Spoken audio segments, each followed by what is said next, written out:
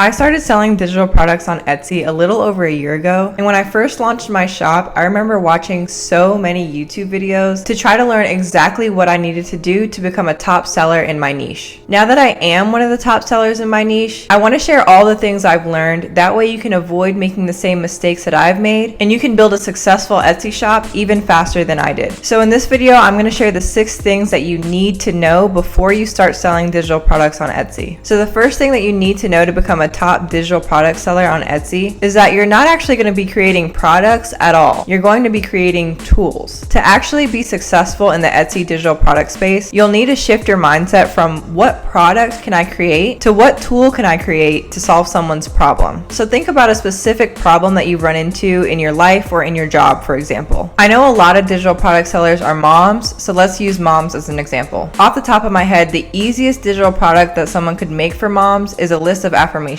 So let's go over to Etsy and let's look up some affirmations for moms. So I typed in affirmations for moms into the Etsy search bar and this listing popped up. As you can see, this seller is listing it for $2.99. This seller's shop has 0 reviews and more than likely no one has actually bought this listing. That's because this seller is trying to sell a digital product instead of selling a digital tool. Anybody can go on Google and look up affirmations for moms. Anyone can pull out a sticky note, write down an affirmation, and stick it on their bathroom mirror. No one is going to Etsy looking for affirmations with the intention of buying them. Nobody wants that. It's not helping anyone do anything. If this seller truly wanted to help mothers who are going to school, they would create a tool that makes these moms' lives easier. Nothing about a list of affirmations makes anyone's life any easier. Now let's reframe our thinking. What are some problems that moms who are students probably have? Well, they're probably extremely busy and maybe they could use help organizing their schedule. So let's go over to Etsy and look for some tools that busy moms can use to optimize their schedule. So if we type in the words busy mom into Etsy, the first things that are popping up are not affirmation cards. They're actually planners, because planners are tools that moms can use to help them tackle their busy schedule. So if we just scroll through some of the top results, one of the first ones that pops out to me, just because of the way this listing cover is designed, is this listing here, which is called the Busy Mom Planner. Currently, right now as I'm filming this video, 16 different customers have this planner in their cart. This seller also has a 5-star rating. They're considered a star seller. And if we head over to their shop, we can see that they have over 24,000 sales. So they have made a lot of money from their digital tools. So again, if your goal is to become a top seller and you actually want to make sales on these digital products, you need to make sure that they're useful, they're valuable, and they're solving a specific problem for a specific type of person. Now, the second thing you need to know before you actually start selling digital products is if you want your shop to grow fast, you need to focus on your customer, not your niche. I know as you're just getting into the digital product space, you're probably hearing so many different people telling you to pick a niche down, focus on a niche.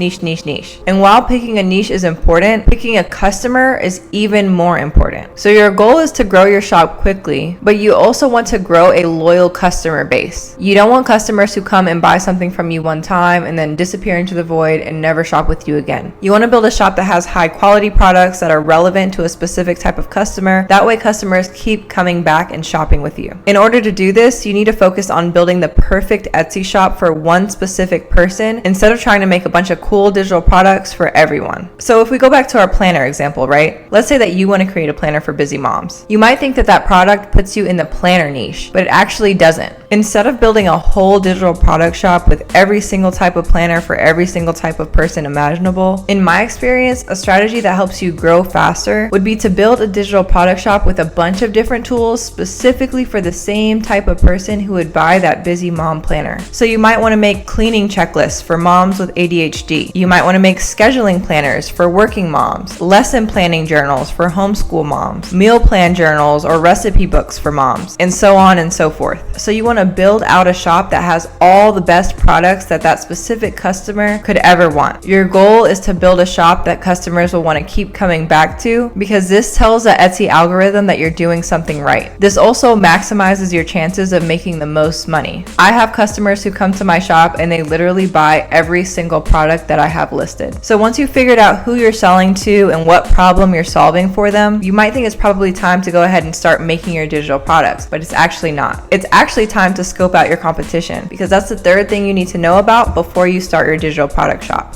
So you're gonna get on Etsy and you're gonna start to look for the same products that you wanna sell. You're gonna wanna look at the star sellers that pop up on the first page of the Etsy results and take note of what their products look like, what their listing covers look like, how do they price their products, and what other products do they offer in their shop. Find the best-selling products on their shop and read the reviews under them, and figure out what customers really like and don't really like about their products. Once you've studied your competitors' shops, you're gonna wanna develop a plan to make your products more valuable than the products of your competitors. This does not mean making your products cheaper. This means listing your products at a similar price, but giving your customers more. So if you're creating a digital planner, this might mean including more pages in your planner than your competitors. If you're creating digital invitations, maybe you include a size for printing, a size for Instagram stories, and a size for Facebook posts. Or maybe you include a template bundle with several different color options. Speaking of including different options, that actually leads me to my next tip, which is that more is more. If you want to become a top seller in your niche, the best way to do that is to put out as many high quality digital products as possible. Creating a high quality digital product from start to finish can be super time consuming. So one way to push out as many listings as you can is to create multiple versions of the same type of digital product. For example, if you want to sell baby shower invitations like this one, instead of just putting out this one listing, you may want to create 3 different listings with 3 different color variations in order to maximize the chances that shoppers will see that product. The more listings you have, the more you're increasing the chances that customers will see your products instead of the products of your competitors. Again, you don't want to sacrifice the quality of your products in order to put out as many as possible. If your products aren't valuable to begin with, your customers are not going to buy them. And if people are clicking on your Etsy listings, clicking off, and then choosing to buy the listings of your competitors instead, this sends the message to Etsy that your products are not good. And Etsy's going to stop showing your products to customers altogether. Speaking of getting Etsy to show your products to your customers, the 5th thing that you need to know before you launch your shop is that you need to avoid Etsy ads at all costs. Do not fall into the trap of paying Etsy to show your products to your customers. Etsy ads aren't worth it. If customers don't like your products, they're not going to buy it, and no amount of money that you pour into Etsy ads is going to change that. Instead of paying for ads, you need to focus on using the right keywords in your product titles and descriptions. Putting keywords in your product titles and descriptions that customers are actually typing into Etsy when they want to find a specific product